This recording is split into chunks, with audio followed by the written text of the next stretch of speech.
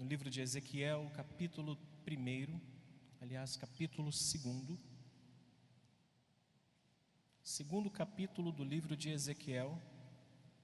Se você não tem uma Bíblia, você pode usar a que está nas costas de cada banco aí, só não pode levar para casa, para te ajudar aqueles que talvez cheguem um pouquinho atrasado, vêm do trabalho direto, mas você tem liberdade de usá-la. Eu tenho 3 objetivos com essa reflexão. Que ela possa aumentar a sua convicção, através dessa pequena, curta mesmo, reflexão.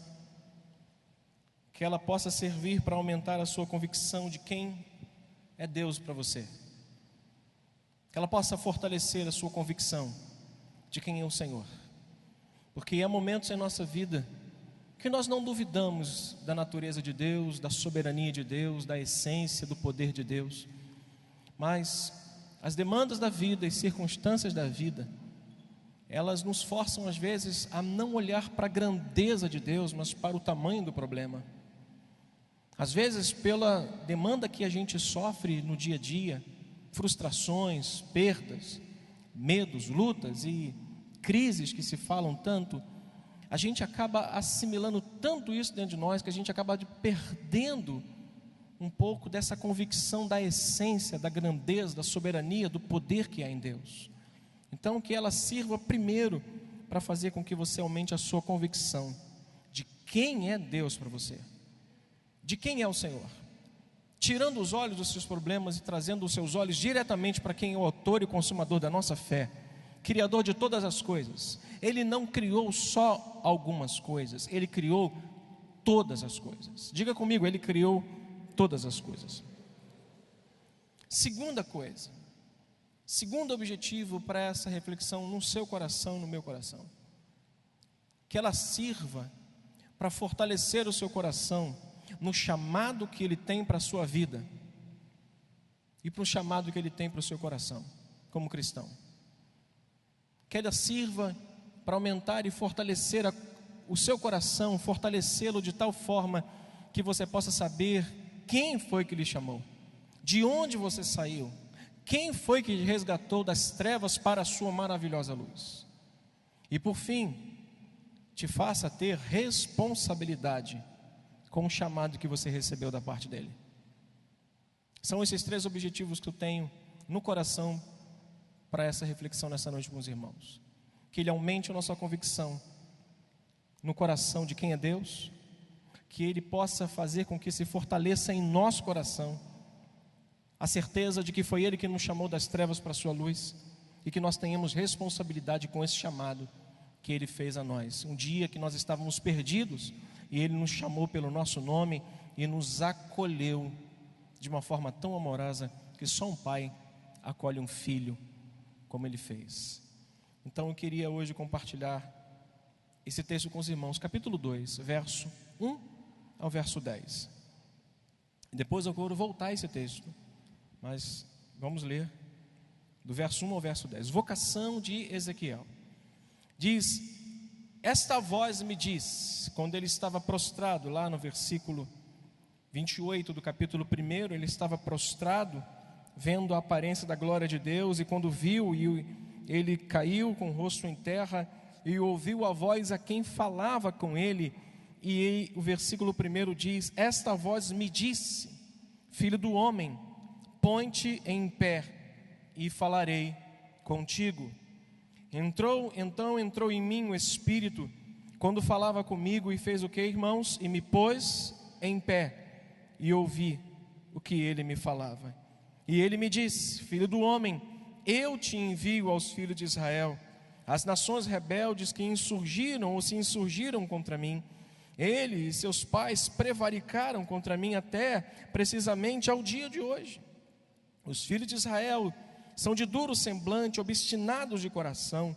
Eu te envio a eles, e lhes dirás: assim diz o Senhor Deus.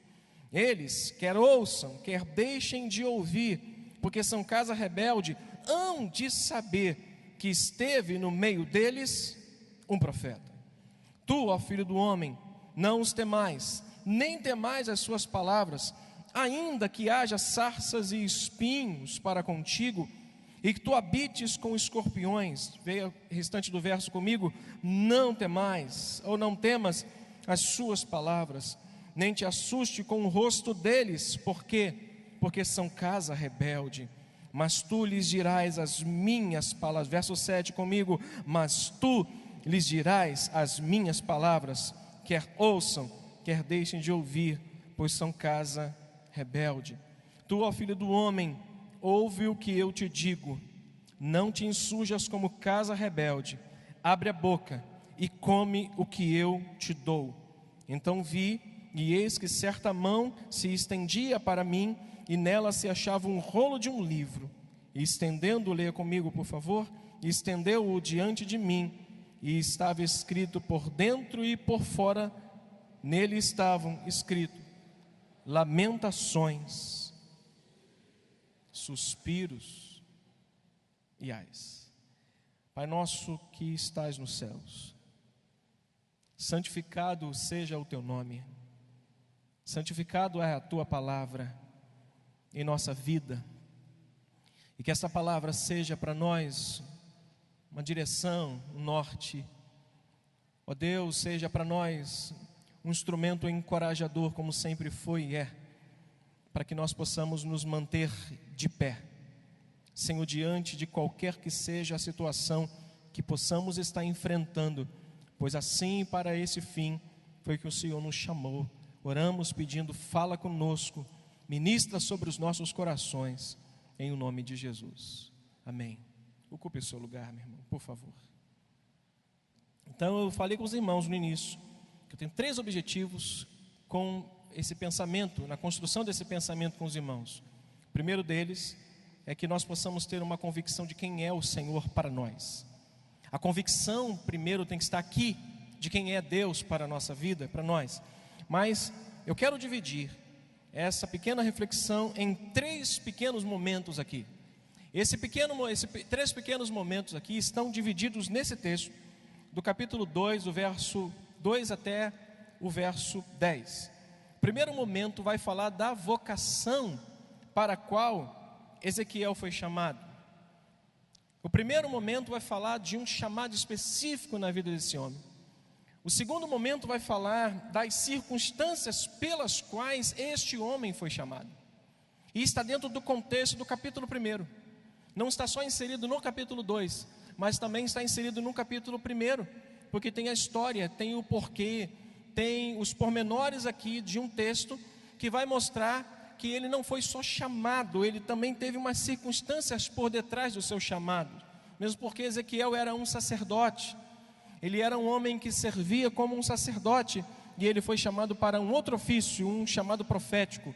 Ele foi chamado para um ofício bem mais difícil do que um ofício que ele tinha anteriormente, que era um ofício de sacerdote. E eu, em novembro, havia falado sobre o ofício que Jeremias havia sido ofertado ou chamado para isso também, que era o ofício do sacerdócio, do ministério profético. Quando Deus o chama e ele hesita em aceitar primeiramente o chamado, por achar que a tarefa era difícil, o tempo que ele estava vivendo era difícil, e a mensagem que Deus certamente iria falar através dele era muito difícil, e ele hesita dizendo: Senhor, eis que eu sou somente uma criança, e eu não sei nem falar direito. Portanto, ele tenta hesitar, mas Deus mostra as razões pela qual o chamou. Então, esse primeiro momento, eu quero falar com os irmãos sobre a vocação para a qual Ezequiel foi chamado. A tarefa mais difícil de um profeta no Antigo Testamento era mudar ou tentar mudar a mentalidade de um povo, era mudar a filosofia de vida, a forma com que as pessoas mudam.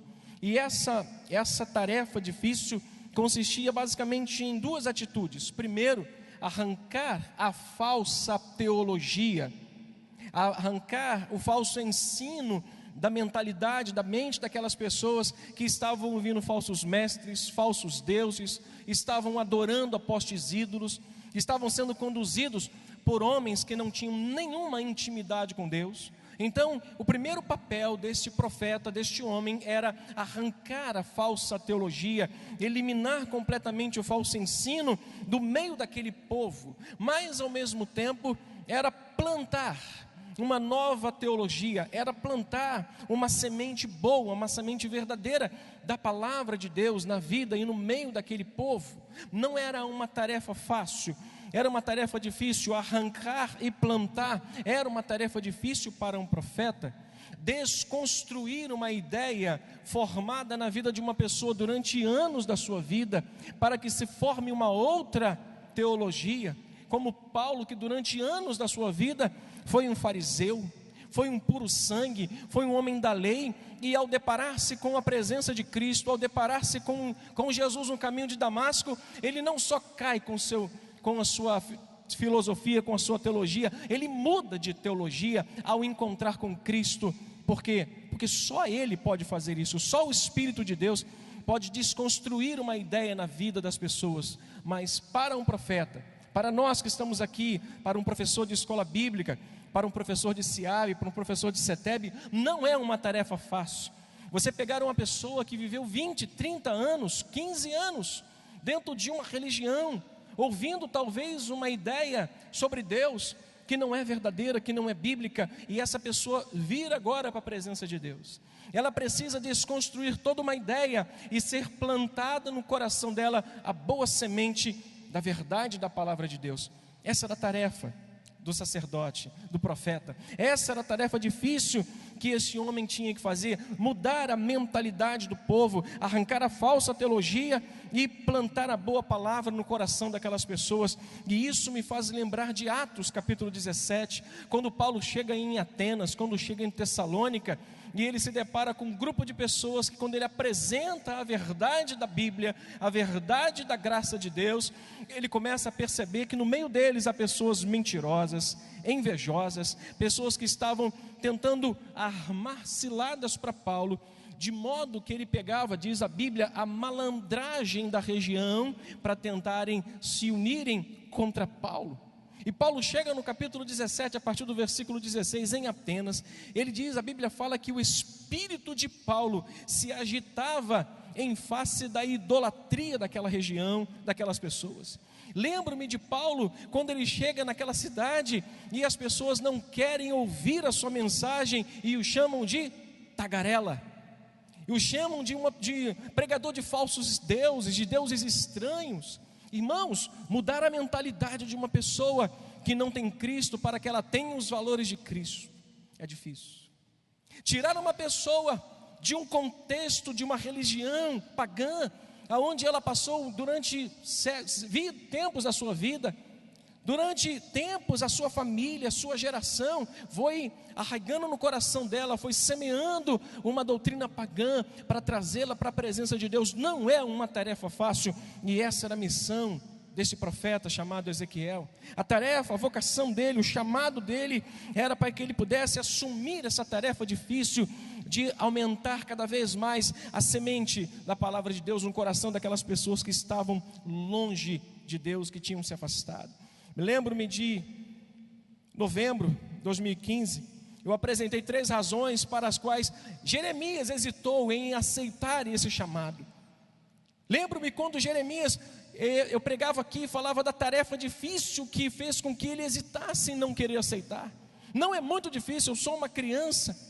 O tempo que também Jeremias estava vivendo era um tempo difícil. Compreendia 5 reis, Manassés, um rei perverso, um rei ruim, um homem que até mesmo seu próprio filho se sacrificou para queimar como incenso aos outros deuses. Lembro-me de seu filho Amon, que construiu postes ídolos na casa de Deus.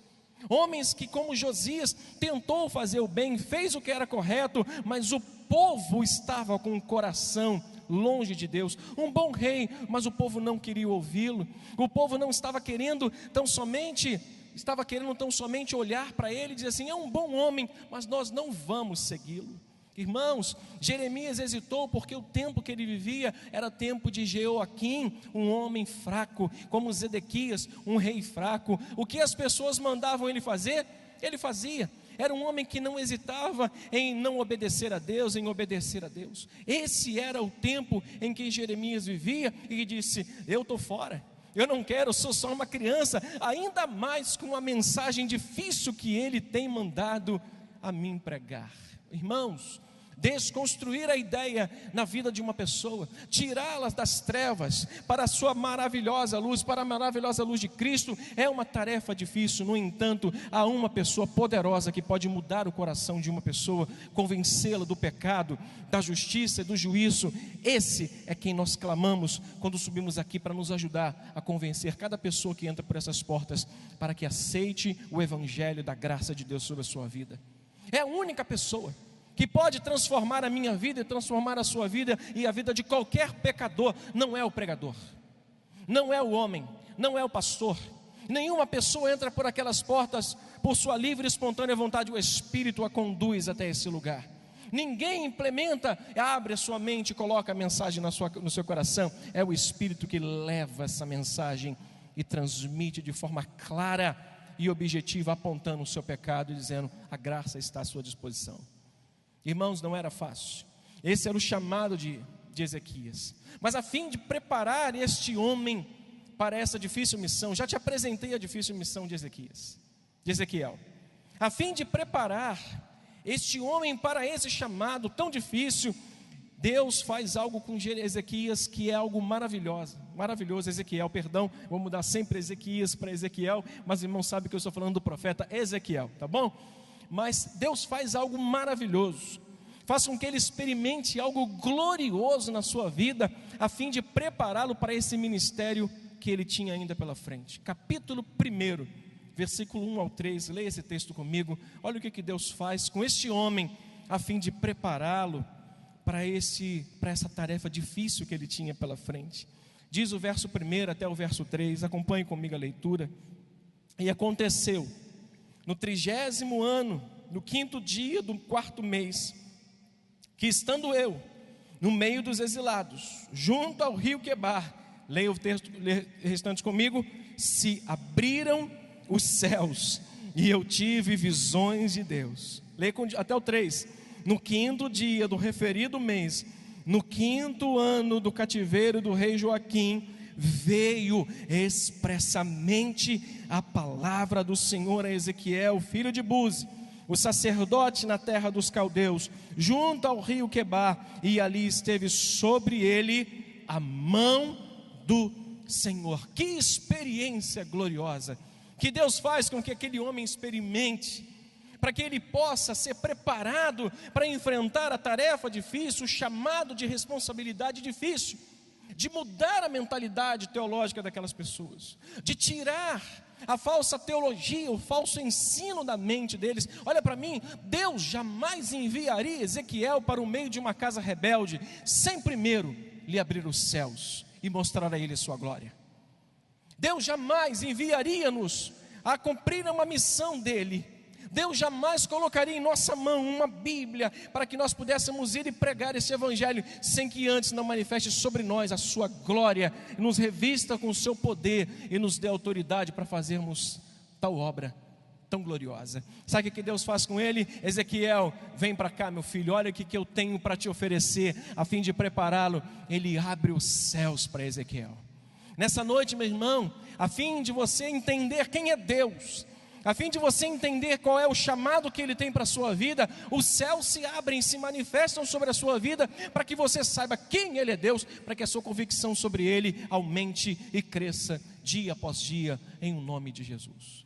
Sabe o que mais aconteceu? Não veio só diante dele um céu aberto. E se você chegar em casa, como lição de casa, e ler o texto do capítulo 1, você vai ver que a linguagem que ele tem aqui para nos oferecer é como está no versículo 13, o aspecto dos seres viventes era como carvão em brasa, a semelhança de tochas, o fogo corria resplandecente ou resplendente por entre os seres, e deles saíam o quê? Relâmpagos. Essa era a visão da glória de Deus, que Deus mostra para Ezequiel, que Deus mostra para um homem a fim de habilitá-lo, de encorajá-lo, de dizer para ele: meu filho, eu fui quem te chamei, eu quem te chamei, eu que te levantei, eu que quero que você vá. Por isso, aqui está o que você pode discorrer, aqui que você pode contar. Olha o que diz mais o texto, no verso 14: e os seres viventes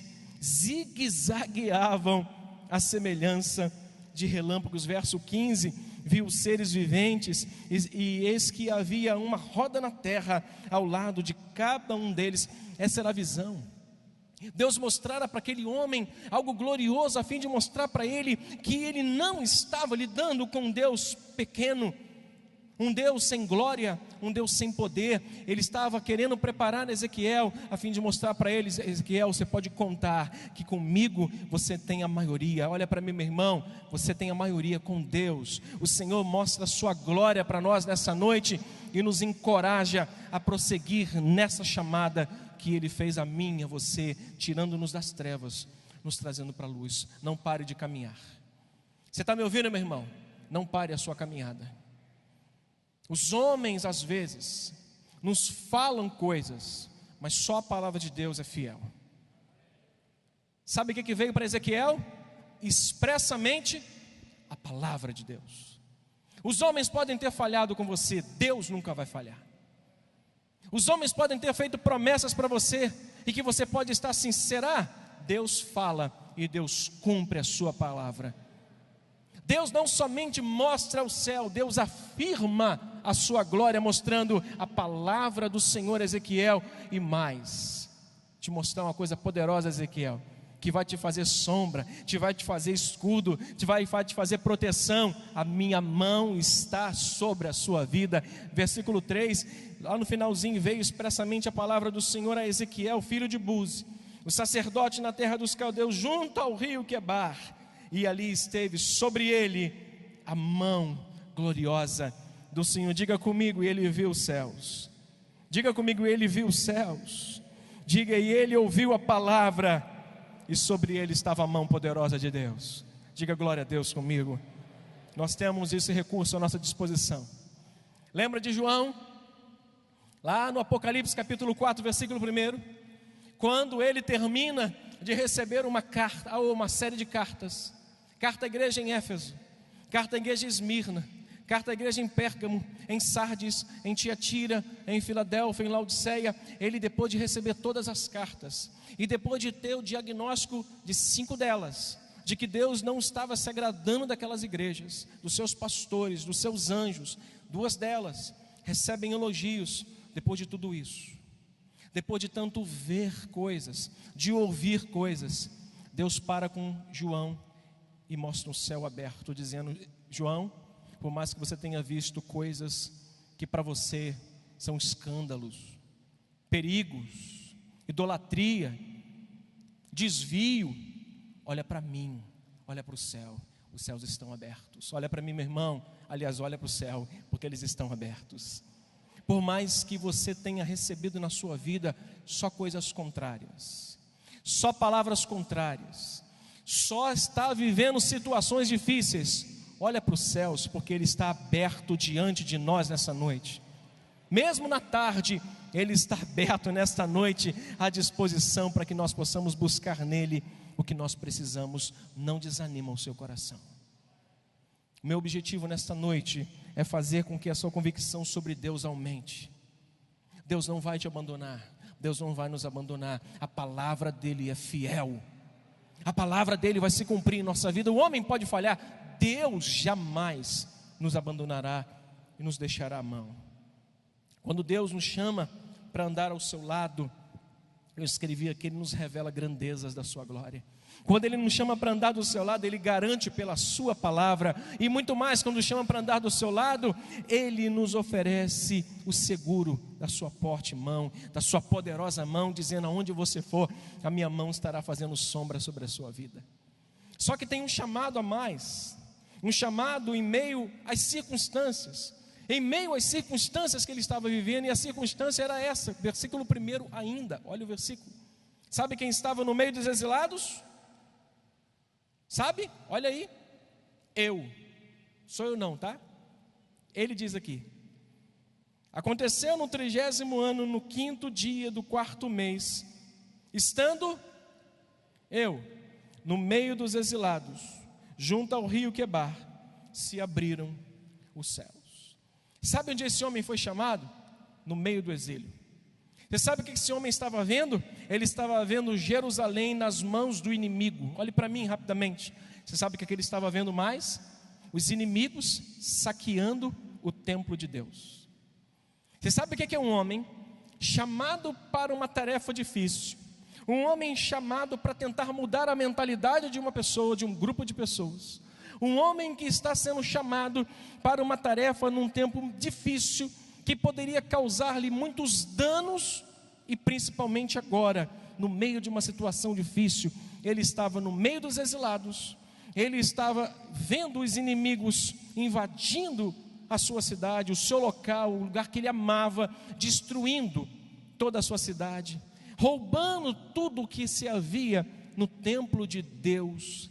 Era um tempo difícil, mas por mais que fossem desalentadoras as visões que ele estava vendo, as ideias que estavam ao redor dele, o que ele viu mudou completamente a concepção dele de ir ou não ir. E sabe por que muitas pessoas param de prosseguir, param de caminhar com Deus? Por causa das circunstâncias. Porque elas olham para as circunstâncias e ficam pensando nelas assim: bom, eu já tentei, não consegui, para que tentar de novo? Olha para mim, a nossa vitória vem na caminhada, não vem quando a gente para.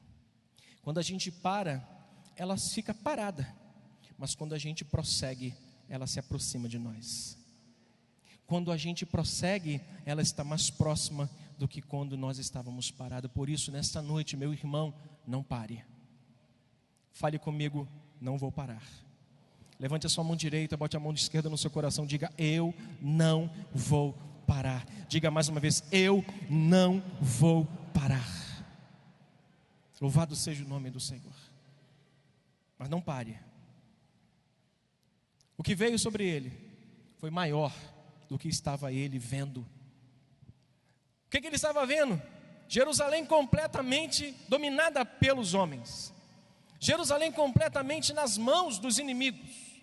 Sua cidade, o seu povo, todos exilados, todos escravos. O que ele estava vendo? Só isso, destruição. Mas o que Deus mostrou para ele antes só foi glória. O que Deus revelara para ele foi um céu, foi uma palavra e foi uma mão estendida. Por que parar? Se nós olharmos para o histórico da nossa vida, nós temos muito mais motivos para correr e prosseguir do que para voltar atrás. Se a gente olhar para aquilo que Deus fez, como o pastor Luiz Carlos fez, antes de pedirmos, vamos agradecer. Se nós pararmos para olhar o que Deus já fez, vai nos impulsionar muito mais no coração o desejo de por mais que a porta agora fechou-se, por mais que agora as coisas estejam mais difíceis, Júnior, olha, renove o teu coração, meu irmão.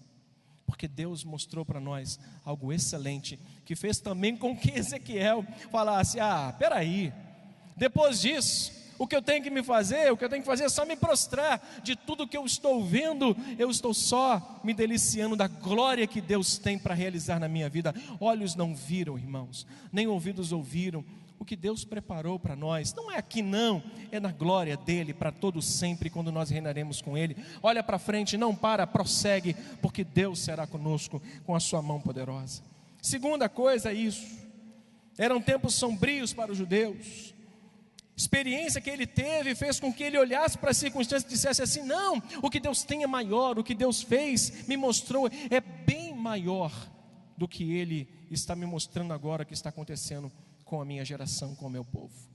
O quarto momento, o terceiro momento, é o capítulo 2, que quando ele agora passa pelas circunstâncias, quando nós falamos sobre a vocação de Ezequiel, quando nós falamos pelas circunstâncias, ou as circunstâncias pelas quais ele foi chamado, agora foram os elementos que Deus ofereceu para ele, para garantir.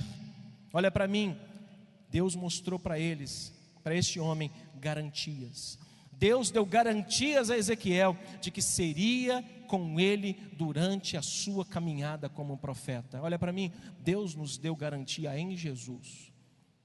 Ele estará conosco somente uma semana. Aproveite, porque essa semana passa rápido. Foi isso que a Bíblia diz? Não. Ele falou que 2 semanas era suficiente para você fazer o que você quisesse, sem confronto do diabo. 2 semanas de proteção. Depois tem que renovar o seguro. Foi isso que ele falou? Não, ele nos prometeu garantia plena. Eis que estou convosco todos os dias. Todos os dias, irmãos, hoje, amanhã, depois, semana que vem, mês que vem, 2030, Ele estará conosco até a consumação dos séculos. Eu não estou sozinho.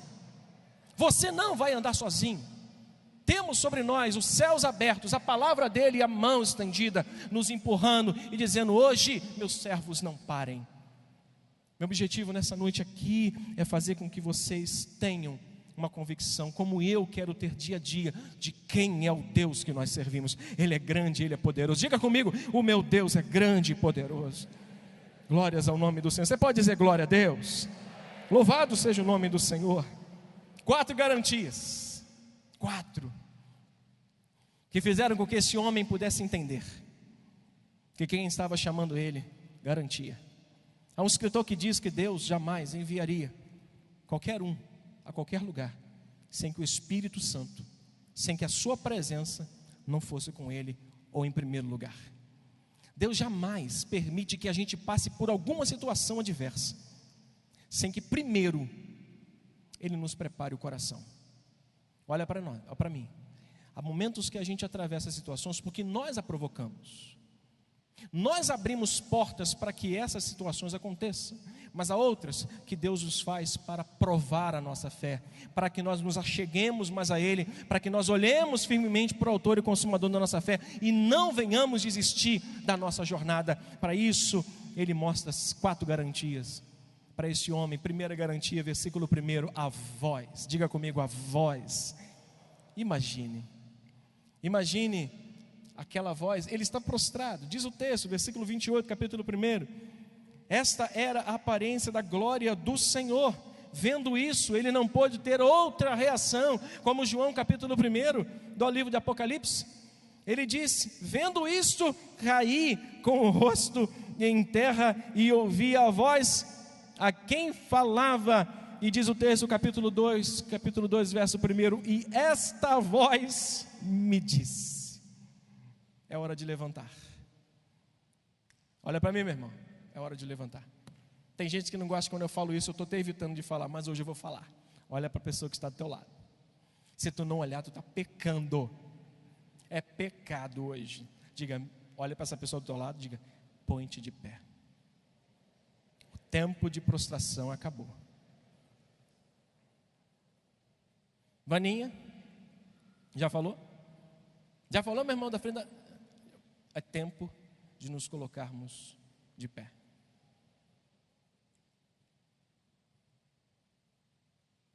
Amém? As circunstâncias já foram mostradas. A glória já foi revelada.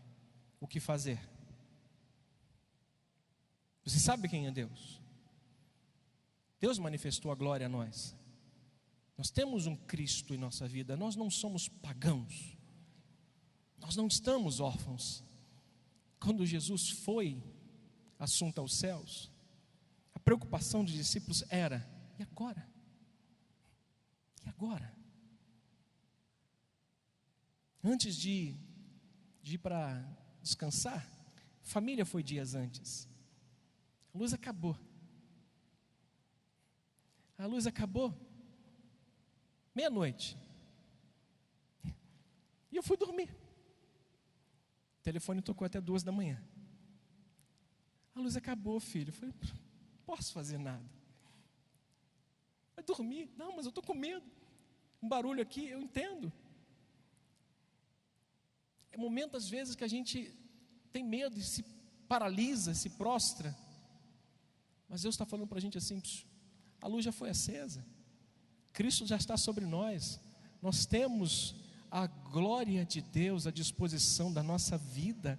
Nós temos uma mão que não é humana, é de Deus, e uma palavra infalível sobre nós. Por que ficar prostrado? Pastor, foi o homem. Que homem? Pastor, foram palavras. Que palavras são maiores do que a palavra de Deus? Pastor, foram as portas. Que portas? Se Deus pode abrir maiores, melhores para nós. Pastor, estou magoado. Mágoa é um veneno que a gente bebe querendo que pessoas morram. Algum escritor disse isso. E a gente que está morrendo pela mágoa que algumas pessoas fizeram a nós. E a gente vai morrendo, bebendo esse veneno e dizendo, ela vai morrer, mas você que está morrendo. Aí se prostra e não se põe de pé. Nessa noite, põe-te de pé, porque a voz de Deus está soando na nossa vida nesse dia e tem sido ecoada nesse santuário durante todo esse tempo. De manhã, de tarde, sexta-feira eu saí daqui, compre o CD de sexta-feira.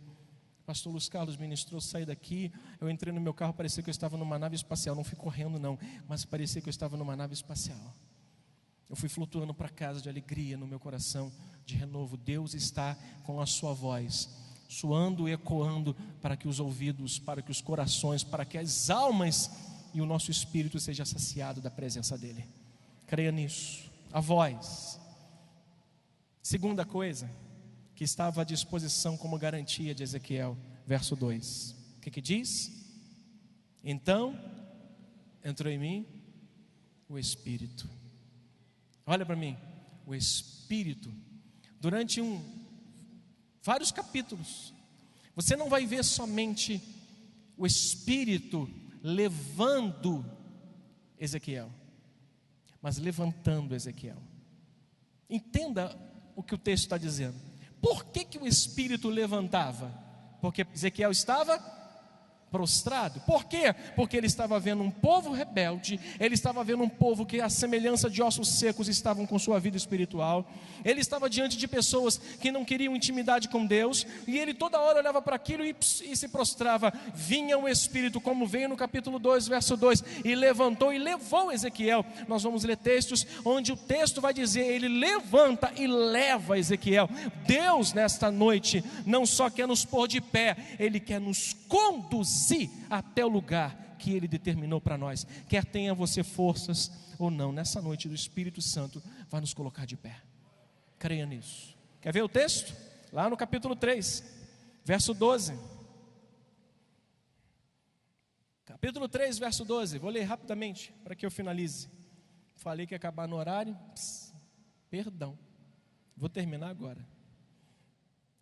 Levantou-me o Espírito. Vamos ler juntos. Levantou-me o Espírito e ouvi por detrás de mim uma voz de grande estrondo, que levantando-se do seu lugar dizia: bendita seja a glória do Senhor. Ouvi a tatalar das asas dos seres viventes que tocavam umas nas outras, e o barulho das rodas juntamente com eles, e o zunido de um grande estrondo. Versículo 14, leia comigo. Então o Espírito me levantou e me levou, e eu fui amargurado na hesitação do meu espírito, mas a mão do Senhor se fez muito forte sobre mim. Louvado seja Deus. O Espírito era a segunda garantia daquele homem. Olha para mim, Jesus disse: eu vou, mas eu vou deixar com vocês o meu Espírito. Vocês não vão ficar sozinhos. Nós não estamos sós. Às vezes deito no travesseiro, como você, como qualquer um de nós mortais, deitamos no travesseiro e perguntamos assim: agora vai? Aí vem o medo, vem as incertezas, vem as coisas que não se cumprem, as coisas que se atrasam, que se demoram, e vem o Espírito, nos levanta e nos empurra, dizendo: prossegue, porque tua vitória vem na caminhada. A tua vitória vai vir enquanto você caminha, a nossa vitória vai vir enquanto nós caminharmos na presença dEle. Nossa vitória vem assim. Eu quero ler mais um verso com vocês, capítulo 8.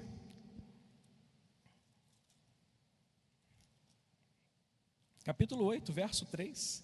Estendeu ele, ou ela, dali uma semelhança de mão, e me tocou pelos cachos de cabelo. O Espírito me levantou entre a terra e o céu, e me... Você não está lendo o texto, não?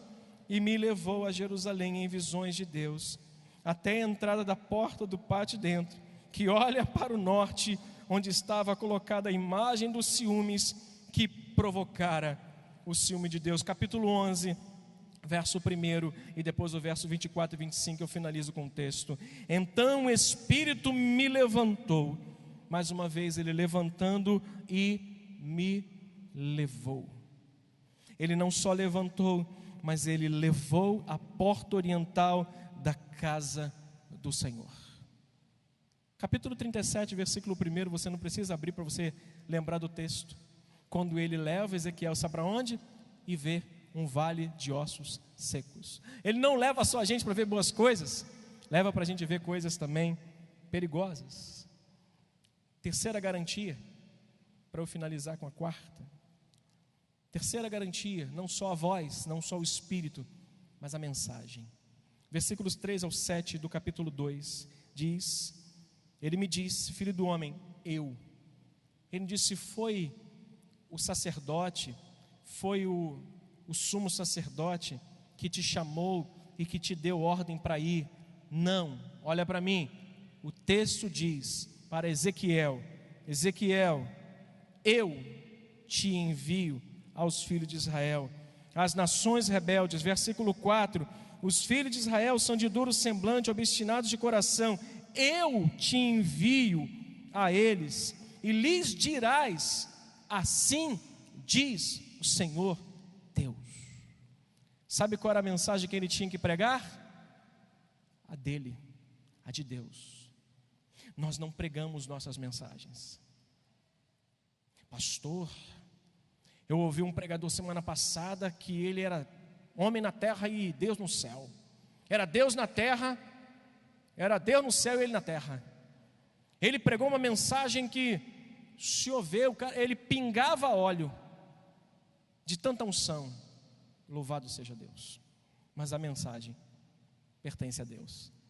Nós reproduzimos a mensagem de Deus. Só isso que a gente faz. Sabe qual era a garantia de Ezequiel? Que a mensagem que ele tinha que pregar já estava pronta. Ele não tinha que pregar uma mensagem, ele não tinha que inventar um roteiro para levar as pessoas a mudarem de mentalidade. Ele disse, eu te envio, assim tu dirás, eu sou o Senhor, que você vai mostrar para eles como Deus falou para Moisés. Moisés, o que você vai dizer quando você se encontrar com os filhos de Israel? Eu sou o que sou, me enviou. Ponto. Qual é a garantia que nós temos? A voz de Deus, o Espírito de Deus, a mensagem de Deus e, por fim, a ordem de Deus. Vamos ficar de pé, por gentileza. Lembra que eu falei para vocês de 3 objetivos? Os irmãos, por gentileza. 3 objetivos: levar-nos a uma concepção melhor e maior e mais forte de quem é Deus para nós. Lembra? Lembra que eu falei que era para nós aumentarmos no coração e fortalecermos o nosso coração no chamado que Ele tem para a nossa vida? Louvado seja Deus. Deus tem um chamado, sim, mas o terceiro objetivo dessa mensagem é nos levar a ter responsabilidade com esse chamado. Responsabilidade. Capítulo 2, verso 8 e 10 diz: Tu, ó filho do homem, ouve o que eu te digo. Não te insurjas como casa rebelde. Abre a tua boca e come o que eu te dou. Então vi, e eis que certa mão estendida para mim, e nela se achava o rolo de um livro. Estendeu-o diante de mim, e estava escrito por dentro e por fora. Nele estavam escritos lamentações, suspiros e ais. A mensagem que Deus dera para aquele homem não era uma mensagenzinha dizendo assim: fala para o meu povo que eu os amo, fala que eu sou apaixonado por eles, mesmo eles prevaricando contra mim. A mensagem era de lamentos, de suspiros e ais. Sabe o que Deus falou para Ezequiel? Come, come, come, põe-te de pé, ouve minha voz, tenho o meu espírito para te encorajar, tenho a minha mensagem para você não se comprometer com a sua palavra, mas cumpra o que eu estou te ordenando. Deus nos encorajou nesta noite, assim eu creio. Mas olhe para mim, nós temos uma responsabilidade diante de Deus. Nós temos uma responsabilidade de honrarmos o chamado que Ele nos fez. Nós não somos mais das trevas. Capítulo 4 de Efésios, não abra não, a partir do versículo 17, apóstolo Paulo vai chamar a atenção daquela igreja, dizendo: não andeis mais como andam os gentios, na obscuridade do vosso pensamento, com a mente mais voltada para o mundo do que para Deus. Ouça isso, nenhuma mensagem precisa necessariamente terminar com um aplauso, mas com reflexão. Saia nessa noite daqui sabendo que você tem a voz de Deus, que te garante que você vai chegar e que você vai se levantar. Você tem o Espírito de Deus que vai te fortalecer e te levantar e te conduzir. Você tem a mensagem de Deus todos os dias para que você possa continuar prosseguindo. Mas você tem uma obrigação diante de Deus, de permanecer de pé com dignidade diante do Filho de Deus. Que Deus nos ajude, que Deus nos abençoe, irmãos. Que nós sejamos uma geração marcada por uma reverência a Deus, marcada como a geração de Davi, de Samuel, que não se corrompeu como Saul, mas escolheu honrar a Deus. Vamos fazer isso. Vamos honrar o chamado que Ele tem para a nossa vida. Vamos levantar a nossa mão. Vamos aplaudir, glorificando, não a homem nenhum, mas a Jesus, que nos tirou das trevas para a sua maravilhosa luz. Louvado seja o nome de Cristo. Louvado seja o nome de Jesus. Grande, grande, grande, grande é o Senhor, digno de toda honra, de toda glória, de todo louvor, digno de majestade. Aleluia. Louvado seja o nome do Senhor. Aleluia.